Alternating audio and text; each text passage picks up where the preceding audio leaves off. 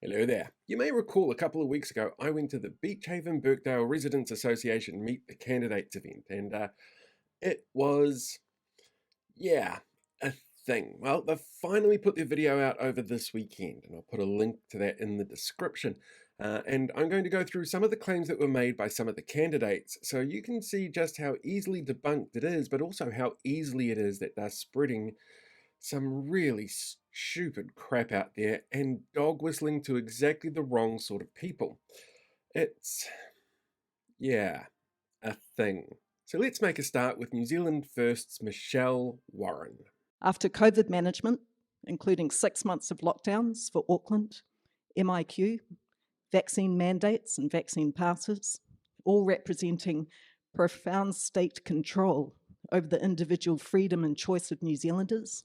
The narrative of government overreach has been a big one by conspiracy theorists, of which New Zealand First is now actively courting because they're full of them.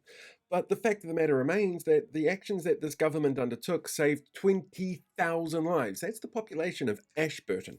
Saved because of what this government did. At the same time, our economy is actually bouncing back as one of the fastest growing in the OECD because we did what needed to be done to save people and businesses. Sir, you disagreed with me. How many articles into Te Reti o Waitangi? Yeah, see, so somebody there who's disagreeing with me doesn't even know Treaty 101 stuff. Right, I should point out that the audio that you're hearing from their video is actually coming from something recorded off their microphone, so you don't get as much of the crowd noise. But Calvin Davis's response here? Perfect. Because it's really true. The number of people complaining about things like Te Tiriti who haven't ever read the document can't even list how many articles are in there.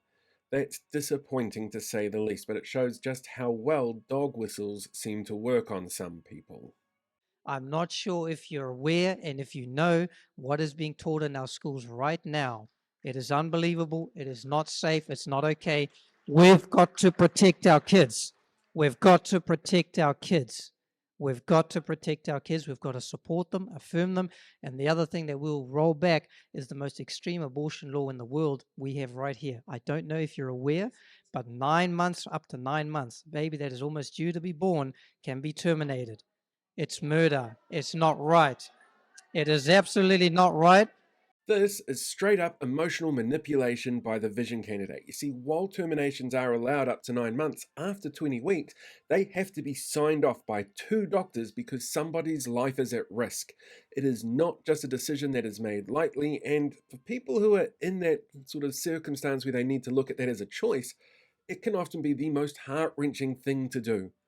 So to sit there and say that it is a free-for-all is just downright wrong, manipulative, and nasty. Being centrist with New Zealand First, I'm staying out of this one. Nope, they're extreme right, bordering on fascist. There's hundreds of GPs and nurses that would come back to the profession straight away. We would end that mandate and get them back into work because we need them. There are no more government mandates in place around vaccination. When it comes to things like health workers, that's seen as an employment issue, and there are definitely employers who require you to have vaccination statuses being updated. If you work in the health profession, that goes across all vaccinations that are out there. But the idea that there are hundreds of people out there that were mandated out of their jobs just doesn't ring true. If we take a look at the Nurses for Freedom issue that cropped up a couple of years ago, where they said that they had hundreds of people waiting to go back to work, it turned out that they had less than 10 people who were actually registered nurses who could return to work. This group often conflates the numbers, and they do it on purpose to make you think that everybody got pushed out of their job, when in reality, they chose not to take a vaccine because they didn't feel it was necessary to keep other people safe. I just want to point out to all of you that in 2016, there were approximately 4,270 something fully patched gang members in New Zealand. Now you fast forward to 2022, February, and that number had almost doubled. What he's doing is actually quoting a number that came from a Gang Harm Insight Centre report that came out in June 2023. And it's not really a report about reporting the numbers. They are assumptions at best that's used for intelligence. It's not for saying this is a census take of how many people are in gangs. In fact, the police themselves said, please don't use these numbers to say this is how many people are in gangs. Look what happened in Queen Street. We had somebody go out and actually kill multiple people. That could have been avoided.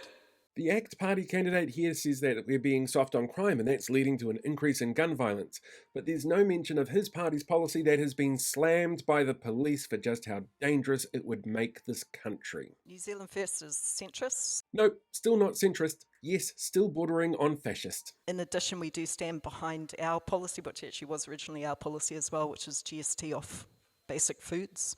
Michelle can say that she stands next to New Zealand First GST policy, but that's not something her leader does. During the minor party debate on TVNZ this week, he actually turned around and denied it existed, even though it was on their website up until he denied that it existed.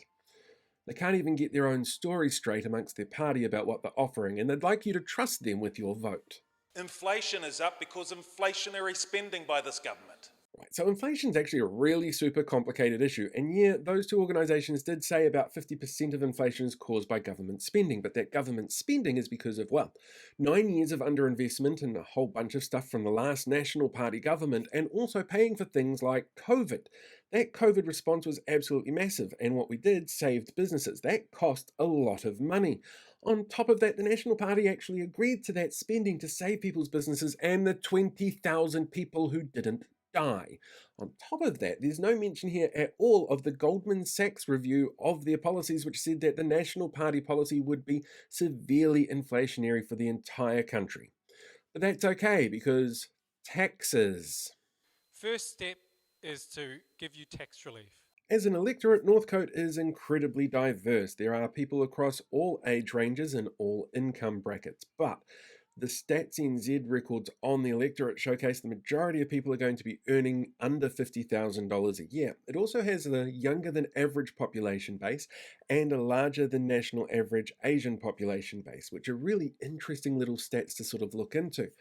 But what it means is that using the National Party tax calculator, some members of the electorate will get $2.18 a week, while others might get up to $168 a fortnight for tax refunds. But of course, that depends on what you're earning in your individual circumstances. Overall, the tax rebates don't really favour a younger population that are earning under $50,000 a year.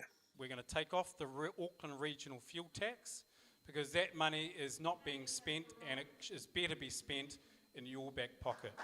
What the regional fuel tax is supposed to be spent on is actually covered under legislation. Light rail is not the only thing that is mentioned in that legislation.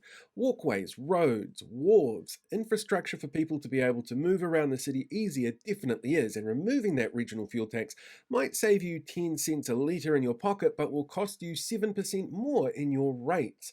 That's $2 billion worth of operating costs suddenly removed, so that you can get 10 cents a litre off to go on roads that aren't being upkept because you don't have the money anymore to fix things like potholes, which seem to be a big thing for some National Party candidates. It concerns me a great deal with this woke mentality that actually is invading our society. It also concerns me a great deal about the gender issues that are actually being introduced into our schools. You might not be able to hear that sound, but some certainly can. It's what we call a dog whistle, and the idea of something being woke is definitely a dog whistle, because basically wokeism means that you are aware of inequities happening in the system around you and you don't think it's a good thing. Obviously, the candidate for ACT thinks they are. At the same time, he's talking about things like gender ideologies in school.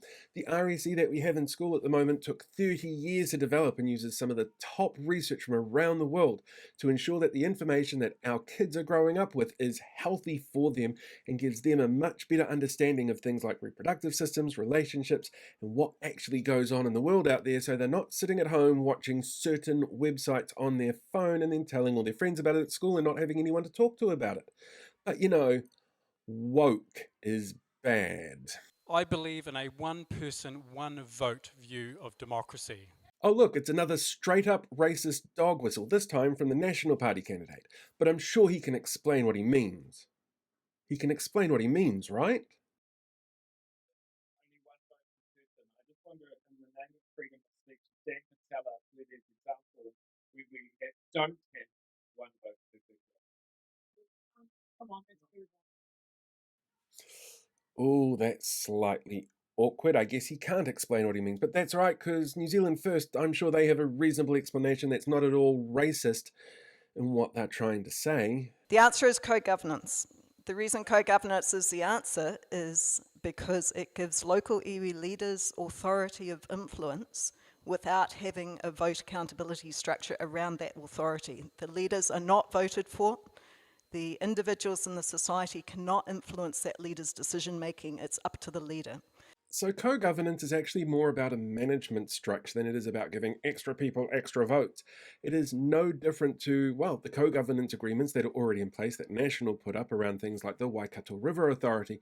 It's actually no different to having a board of directors where there is a union rep on that board, for example, or a school education board of trustees that has a student representative on there. They are there to represent the views of people, but they have no more power than anybody else.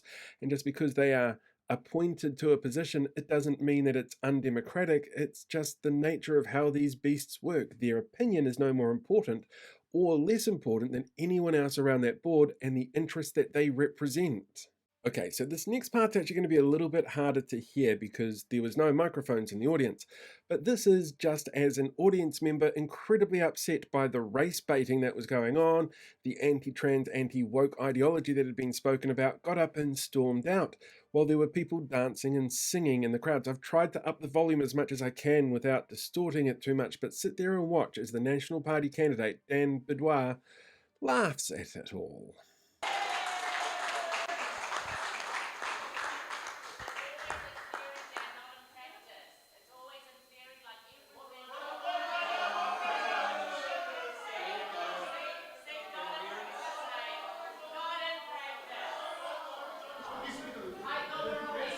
Quite often, the campaigns for a local electorate act like a microcosmo for the national campaign as a whole, but what we're seeing on a lot of these local electorate races, where violence is happening, where misinformation, disinformation is being put out there, where some candidates are deliberately going out of their way to give people incorrect information, that's a scary proposition for our democracy.